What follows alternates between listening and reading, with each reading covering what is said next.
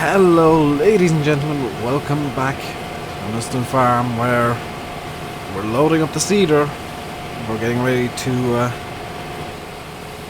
bring it out onto the fields, and we're going to start off down at field number 8. Field 8 is getting this seed, which is, it says hay, and I've just gotten several Facebook messages.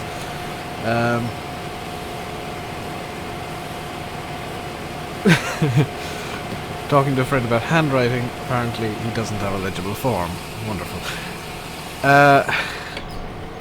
This claims to be hay. I don't know what's going to happen when I mow this, but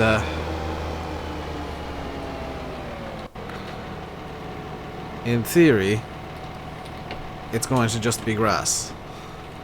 The only reason it's in as hay is pretty much so that it can cheat its way around the game codes. Because if it's grass, it will, if it's programmed in as grass specifically, it will cause some minor issues and put down the grass texture on the ground, which is what I don't want. Well, not put down the grass texture, remove the field definitions, essentially. And I don't want that to happen, so I'm going to plant what is claimed to be hay by the game. And yeah, the whole purpose here is to just up the amount of grass we will be able to harvest. So we're going to start off at the top here, and we're going to get GPS running. As you can see, there was a small mistake. There was a small mistake there with the plow. I had turned on create fields and I didn't mean to. No, I want you to go like that. And set the working width. Turn the offset off. Unfold. We have to change the working width as this increases. I don't know why there's an offset being claimed. Oh, because this is the working width and there is no offset. Okay. What we're going to do is we're going to turn on the seeder now. And we're going to lower it.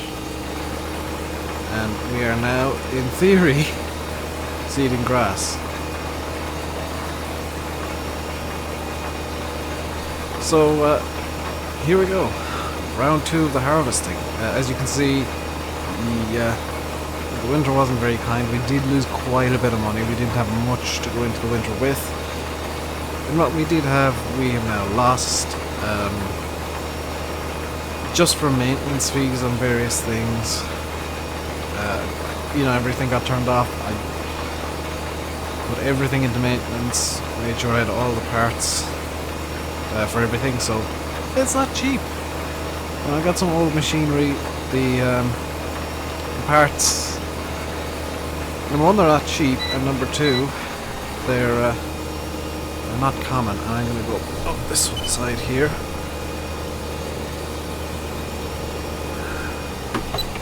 As you can see, we are leaving quite a bit of a headland here, but that's okay. The more important thing is that exactly that didn't happen.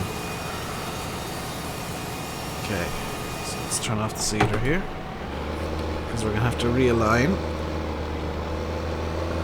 It's not a big deal. Now, as I said, this is direct seed drill, so trying to drill into plowed ground, not a big deal.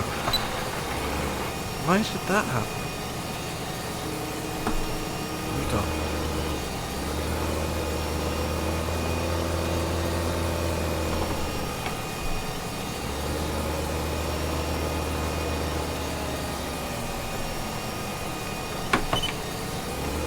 So I want to just go straight back. And of course the plough ground is not making this easy, but it should be okay. There we go. Let's turn on GPS again. And now, away we go. As I was saying, This is direct seed drill, so the ploughed ground not going to bother us one bit. Doesn't matter. This thing has a small little cultivator at the front, so as we drive along, it's cultivating the ground and then plopping a seed in. No bother at all, which is good because it saves us time. Means that we don't necessarily need to go around with a cultivator every year. If we plough it up, we don't need to cultivate. If we just cultivate, we don't need to plough. So it gives us options.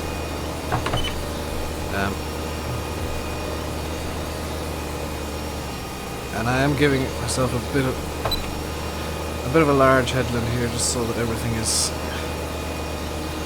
correct and there are no problems. Now, why has that happened? Something's gone wrong here with the GPS. Something's gone very wrong with the GPS. So that's the line I wanted to go down. Huh.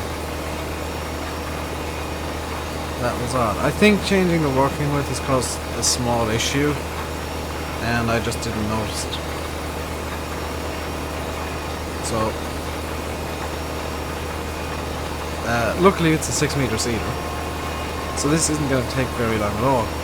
Now, I was asked today what my plans are in terms of what am I going to buy next, and that's a very good question. I'm thinking that the next purchase should probably be another field.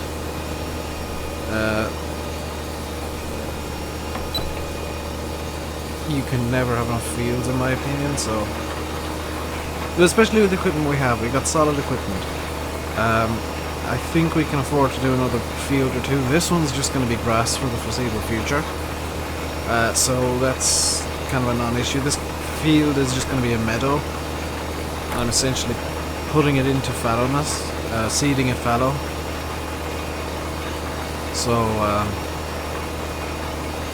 yeah, this field is kind of ruled out from any harvesting or whatever, any other activities going on with the farm. I will still have to make sure the nutrients, etc. are correct. That's not going to change. But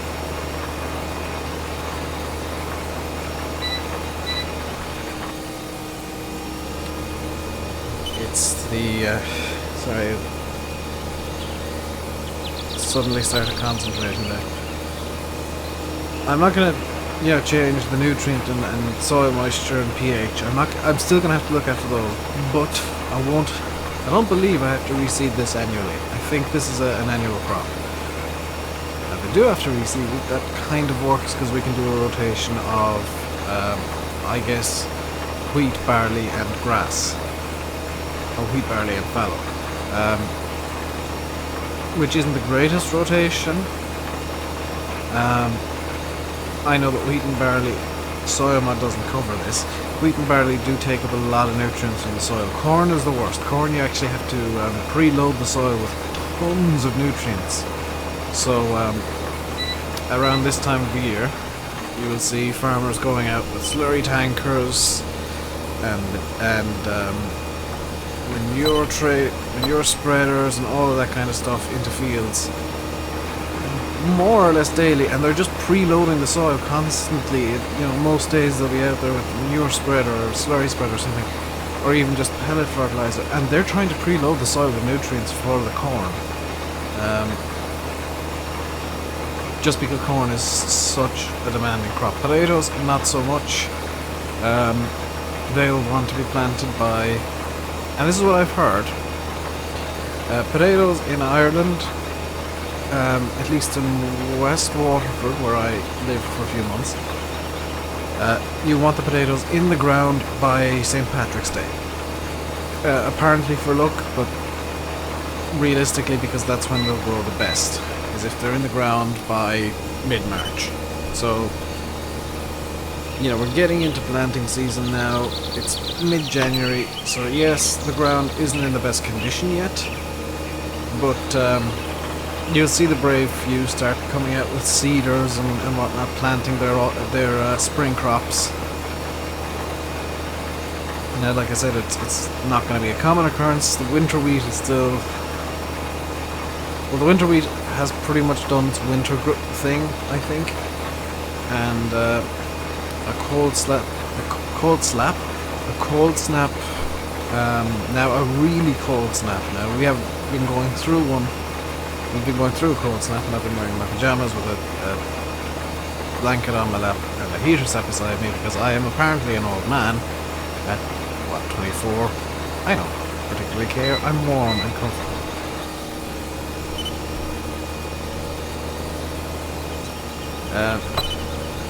So, yeah, I think the winter wheat should be okay with the real-life cold snap that we've been having. But if it gets much worse, there might be an issue with winter wheat. The flooding, of course, that's definitely causing issues. I mean, when you can't farm because your farm is underwater, you've got problems. So, you know, the weather is a big thing at the moment, unfortunately, and I think it's already starting to ruin people's 2016 crop. Because you can't seed when the ground is saturated. You just can't. You can't do anything when the ground is saturated. So the longer the flooding persists, and you know, more rain falls on top of the flooding. And I know the flooding is starting to drain, but the ground, there is no way that it's, you know, the water's receded enough that the ground is starting to desaturate and dehydrate to the point where it's going to be useful. So that's, I'm fairly sure that's a genuine concern for farmers around Ireland and the UK and probably parts of America too. And most of Europe, from what I understand. So it's not going to be a good year for food crops, or cattle for that matter. The worst case scenario is there's more rain and it affects the silage crop, which doesn't sound like a big deal. But if there's more rain and it affects the silage crop and reduces silage yields, and then there's a particularly bad winter next year, so winter 2016-2017, if that's particularly bad, and I did miss a spot, I know that, then there could be a silage shortage, and a chronic one at that, and possibly even hay and straw shortages. I know there was a couple of years ago when we had a particularly long winter. Turning on my heater now. It's a bit cold. But if it happens again, that could mean big trouble for a lot of farmers. And this seeding is going a lot quicker than I'd anticipated, and that is pleasing. And yes, I know that I probably shouldn't be going 19 kph with the seeder on, but you know what, it doesn't particularly matter all that much. I've still got plenty to do. I'm going to try and get some grass cut today for compost, because I think it's grown enough, and I want to try and get the grass and the main crops up at the same time. Particularly the meadow grass and this grass.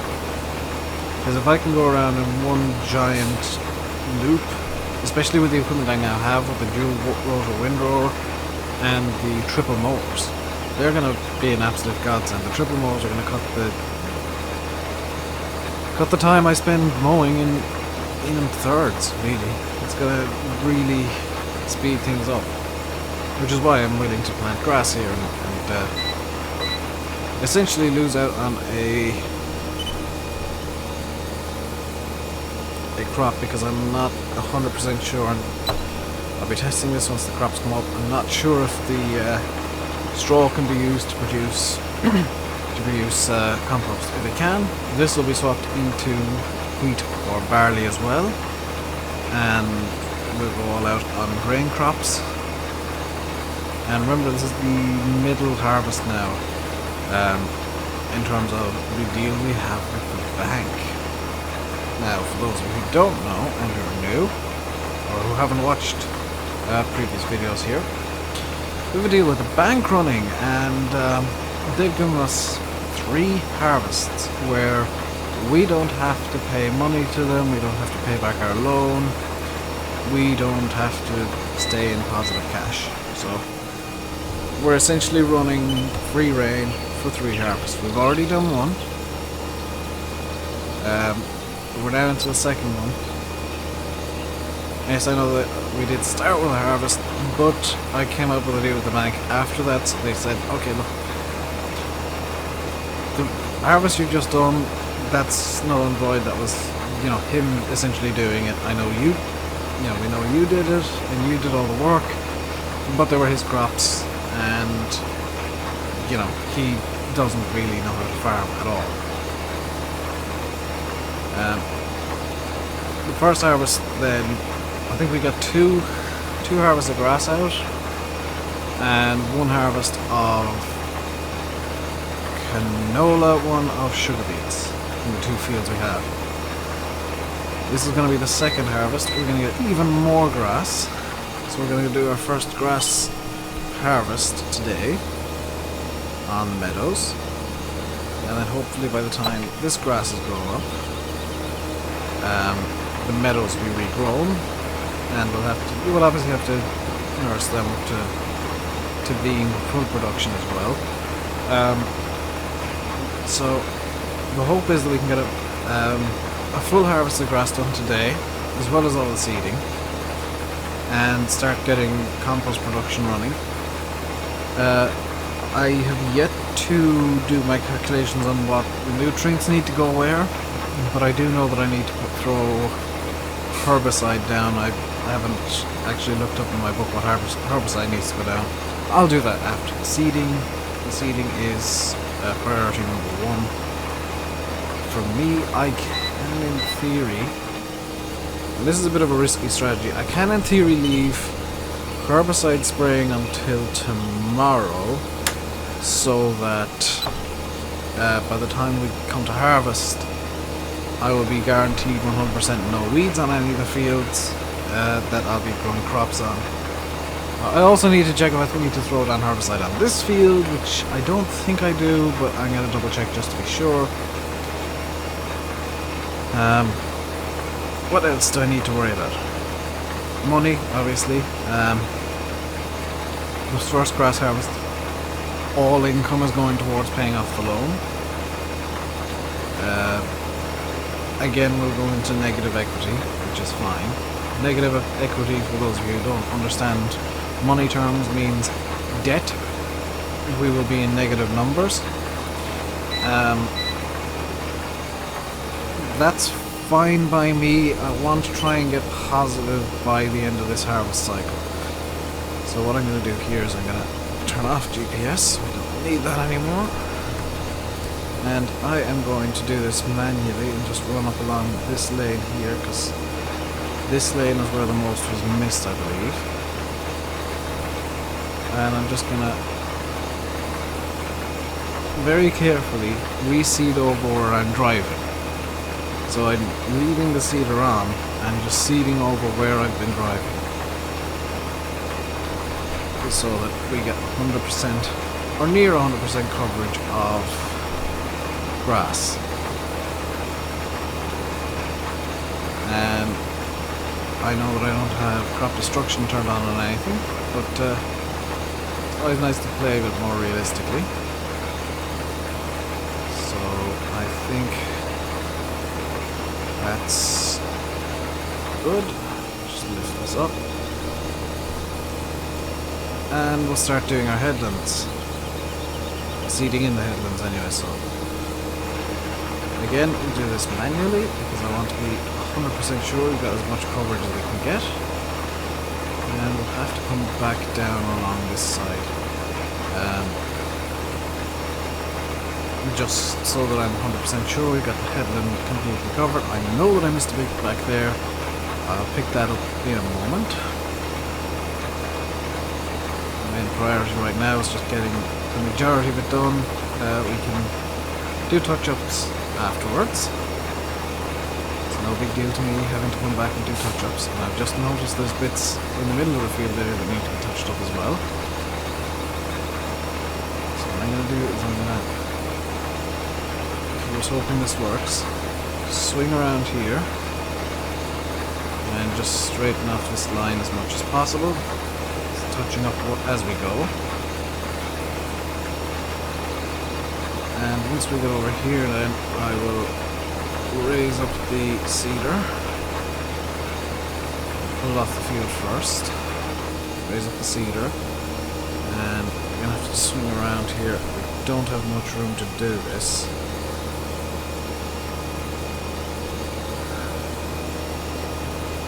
Got away with it though.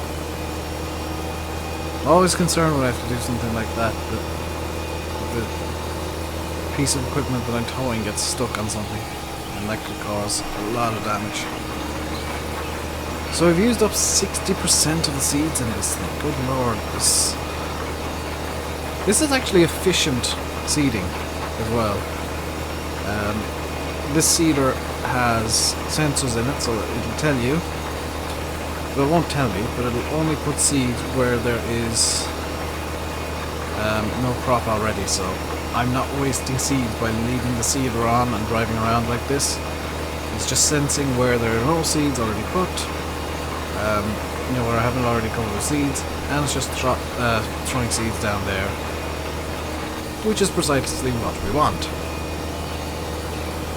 We're not wasting seeds at all, so I'm not too hesitant realistically about running over bits that I've already done. I see a bit there that is cloud brown. Let's just drop the seeder here and work away. Does this section here need 2 or 3 runs over? I'm gonna just, I think I'll straighten out this end now as well while I'm here, because I do need to run up along the other edge a small bit and get the bit that I missed. And yeah, this is super fun seeding, I guess. I have received plaudits on taking on a farm that has essentially no equipment to begin with and working my way up, which I very much appreciate. When almost people who do this, they take on farms that already have cattle exions and stuff like that. So I appreciate being called out and, you know, having next to no equipment at the start, taking the risk on this farm. It's not easy, but with a bit of work and a bit of dedication and investment in the correct places, aka getting in the compost master, this farm can and will become profitable, and it's already becoming profitable because while yes, I am in more debt than ever here, we also have more equipment and more fields than ever, which means we're going to get more money out of this now. You have to invest to make money. It's the old saying, you have to spend money to make money. And while it's never fun to spend as much money as, you know, I'm spending here, I am going to make a lot more than what I've put in. And we don't need another field for the time being. We are good for fields for the immediate future. We will get more, obviously, when we've got the loan paid off and we're solidly out of debt. Of course, the tax man is going to argue with us when we're making actual profits, and that's fine. I think, yeah, it's fine to have the taxman at the door saying, "Hey, pay us more because you're making more money." That's the thing that's been happening. That's why we're constantly in debt. Is we get out of debt, we get a decent amount of money together. I buy something, taxman comes, "Hey, give me money." Money's all gone. Now, what we can do today as well, if we have time, and this is kind of pushing the envelope a small bit. If we have time today, obviously not in this video, but in this day, the in-game day, for those of you who don't know,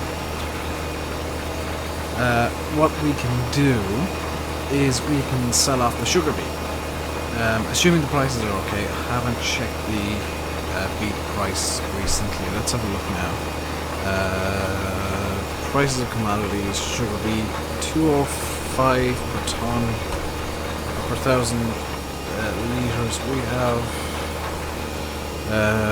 100,000 litres, 205,000. If we were to sell it on an hour, which is physically impossible, we couldn't have. Or at least I think it's impossible. I'm not going to rule it out, I just think it's implausible. Is probably a better word. I might still try though, I might tell Charles to get going on that, in fact. Because Charles is willing to do some work as long as it's something that directly makes money. So he's willing to sell crops, pretty much. He's also willing to lay down the tram lines that we have in the fields. Now this field is going to be the only one we have that won't have tram lines this harvest season. Just because, well, you don't really put tram lines in grass, do you? Grass can spring back from, being rolled over. Which is why I'm not taking it too seriously, running over the crop or the seeded ground a few times. So we're almost done with this field, and we've used 70% of the seeds. We don't have enough seeds made. We'll have to throw some canola into the seed master, which is not good. The seed master, by the way, we just make.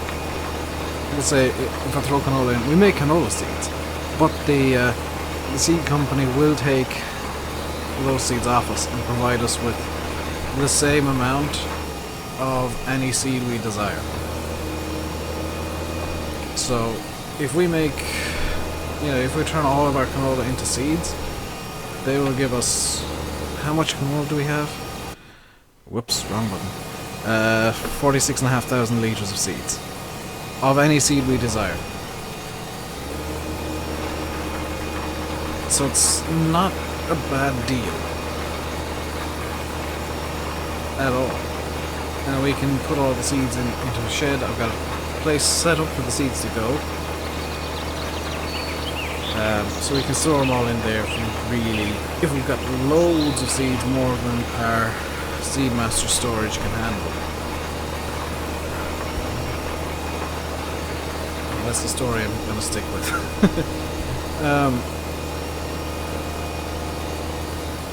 This field is not as big as I thought, I'm going to be honest. I had expected to have to come off and fill this thing up. It could be that it's configured that it seeds really efficiently, which is perfectly fine. I don't think that's the case, but it could be. So we're almost done here for this video, and quite honestly, I'm surprised that seeding this field is only going to take about half an hour. Slightly less, seeing as we did start off by filling the seeder and driving down here, so that's a genuinely pleasant surprise, I must admit. So what we're going to do in the next video, which is going to be probably sped up, is number one, we're going to finish seeding. That's, we're going to work on our priorities. Priority number one is finish seeding. Priority number two is going to be get the grass mowed and harvest it up. Get it up and ready for compost. And then priority number three is going to be, I think, selling sugar beets. So, I don't think I'm going to get all three into the next video, because when I'm recording it, I only really do 2 hours, so that it's a half-hour video, same as what you get here. That's this field done. gonna seed wheat on field 7 over here. But first I'm gonna actually fill up the seeder just so that I'm 100% sure that we do have enough. Now that's actually reassuring. I'm looking back and the game is showing me the ground texture, which all these fields have just dirt texture underneath. When I look back, I just saw dirt texture on the ground. That means we are in fact growing grass properly in field 8. So in theory, I don't know how this is going to work out in practice. In theory, we will have a decent sized field of grass to mow up, and once the crops are up, and we'll be able to get lots and lots of compost together, which is never, it's just never a bad thing to have lots of any material you can sell.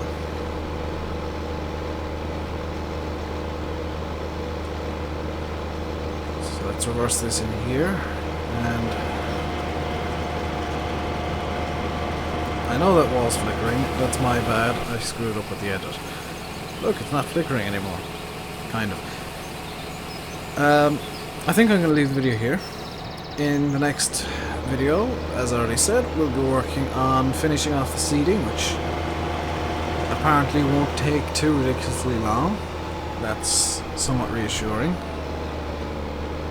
However, it is going to take slightly longer now because every time I need to refill the seeder, I have to come over here and reverse in. And it is a reasonably challenging entrance to get into. Have I gone screwed up? I done goofed. See if I can do this second attempt. Yeah, this is going to be easy second attempt. I just had to miss a line because it's a bit more difficult to reverse and turn at the same time. There we go. Should be able to fill up. Yep. So I'm going to leave it here. Thank you all very much for watching. I will see you next time. Until then, stay safe and goodbye.